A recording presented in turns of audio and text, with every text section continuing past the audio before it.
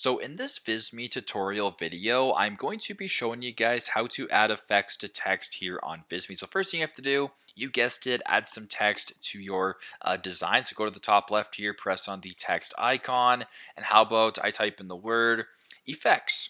Just for demonstration purposes, I'll make it a little bit larger so it's easier to see. Now to add some effects to text, it's actually pretty straightforward. What I want you to do is to press on the effects option right here, to press on the text option. Now go to this top bar in the top right, to where it says effects, press on effects.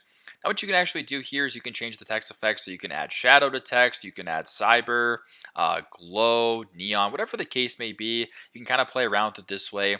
And get creative. So we'll just go ahead and press on gap right here. Actually, we'll go cyber right here and leave it like that. So that's how you guys can add effects to text here on Visme. Thanks again for watching, and I hope this video helps.